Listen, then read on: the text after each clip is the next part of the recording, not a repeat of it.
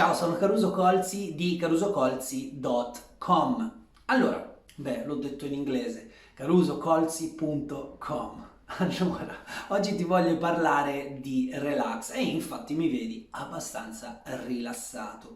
Questo è un tema fondamentale nella società occidentale. Noi non nasciamo con delle persone che ci insegnano ad essere rilassati, a stare in delle posizioni che ci permettono di avere la schiena dritta. Non cresciamo in una società in cui ci insegnano a meditare o comunque a fare del rilassamento o delle visualizzazioni, insomma prenderci del tempo per noi, per essere migliori quotidianamente e avere delle prestazioni migliori.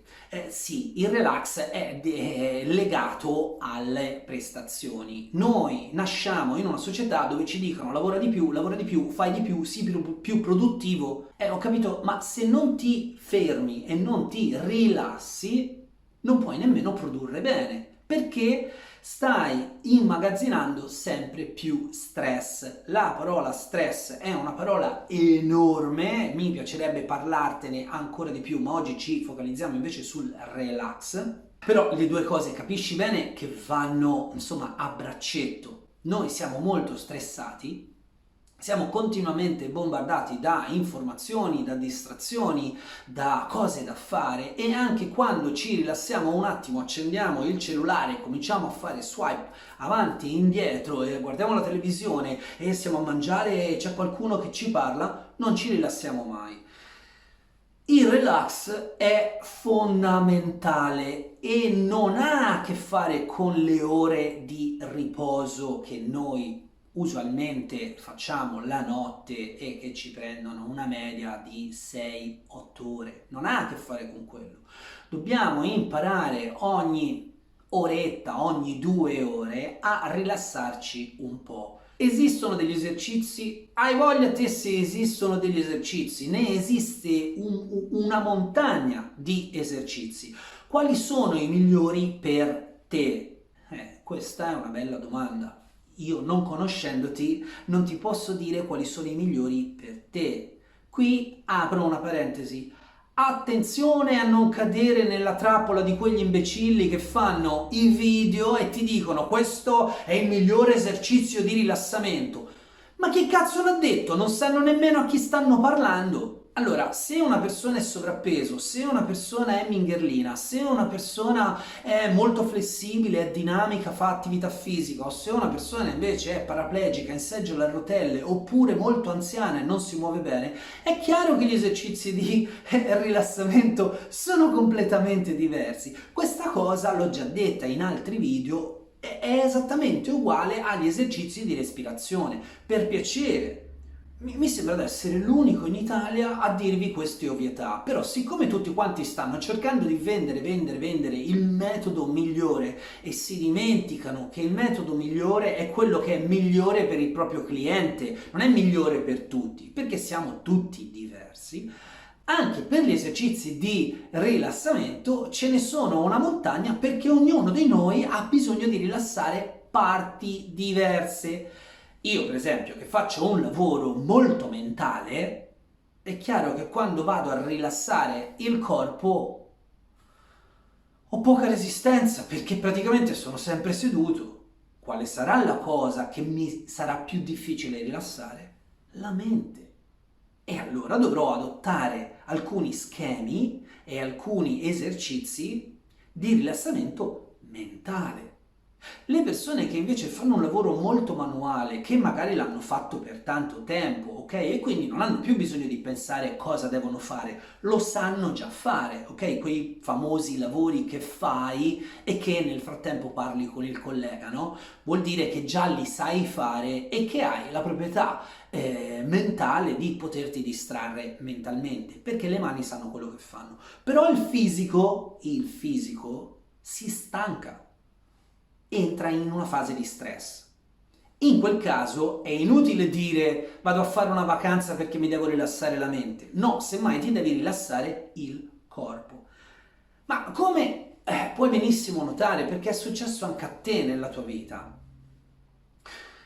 Chi come me fa un lavoro mentale ha difficoltà a rilassare la mente, anche se poi io nel mio caso specifico no, perché è tanto tempo che pratico esercizi meditativi, esercizi di rilassamento, di respirazione, quindi nel mio caso specifico no, ma rendiamolo un po' più semplice da comprendere. Le persone che stanno sedute molto e che non hanno bisogno del fisico e che lavorano più mentalmente, usualmente fanno resistenza al rilassamento mentale. Perché? Perché siamo abituati ad identificarci in quell'azione. Nel momento in cui cessiamo quell'azione, sentiamo che una parte della nostra identità è lì che non sa che cosa fare.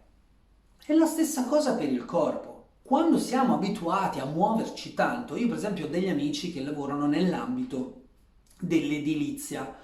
Quando tu gli dici, ok, rilassiamoci, anche se gli metti semplicemente su una sedia e gli chiedi per 5 minuti non muovere un muscolo e lascia che il tono muscolare piano piano si rilassi completamente. Non ci riescono, perché loro si identificano in una persona che si muove molto, agita tanto il corpo e quindi le esercitazioni specifiche che noi dovremmo adottare sono proprio quelle che ci danno un po' più di resistenza, ci fanno un po' più fatica.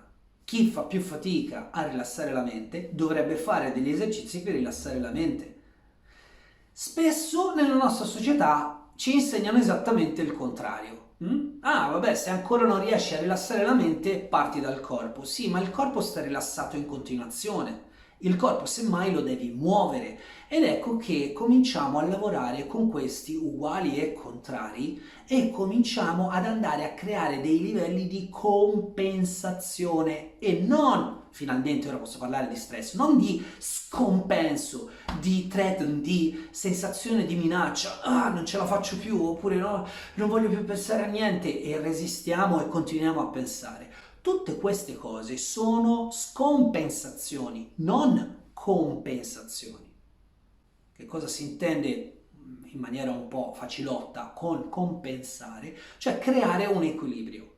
Trovare una soluzione, una strategia, uno strumento che ci riporti in equilibrio e che ci faccia lavorare finalmente in modo armonico. Guardate, noi abbiamo in questo video, abbiamo visto la dicotomia mente e corpo, ma c'è molto molto molto di più, ok? Per esempio, se muovo molto le mani, allora saranno le mani a doversi rilassare, il corpo è frazionabile sotto tanti punti di vista e così anche la mente. La mente non è tutta la stessa cosa, ci sono parti della mente che si occupano di cose diverse, no? Per esempio tutto il mondo dell'interpretazione dei sentimenti, delle emozioni oppure la progettualità, va bene? In questo contesto ricordatevi, il cervello non è la mente, il cervello è la fabbrica della mente. Ci sono strumenti specifici che durante un percorso di crescita personale cominciamo ad acquisire per stare meglio? E certo, assolutamente sì, e vanno praticati quotidianamente. Perché? Perché se non li pratichiamo quotidianamente, ma pensiamo che quell'esercizio l'ho fatto una volta, non funziona, certo che non funziona. È come la prima volta che vai a nuotare e qualcuno ti fa vedere come si fa. Non lo sai fare, pensi di aver capito e vai giù. Ok? Allora ci va un po' di allenamento. Ma come, Caruso? Ci va un po' di allenamento per rilassarsi? La cosa più facile di questo pianeta, non fare qualcosa. È così difficile? Sì, è così difficile. Siamo addestrati a fare sempre qualcosa. Nel momento in cui non facciamo niente, ci sentiamo che perdiamo tempo, ci sentiamo il nostro partner che dice sei un fannullone, non stai facendo niente, fai qualcosa. Ma che fai? Stai lì seduto senza fare niente? Dobbiamo liberarci un po' da questa gabbia. Se non ci liberiamo da questa gabbia, corriamo il rischio di essere sempre sotto stress. Sappiate che lo stress è un problema, un fattore enorme, gigantesco che va a influire tantissimo sulla nostra salute. Se vuoi sapere qualcosa di più dello stress, ho scritto un ebook che si chiama Che palle che stress.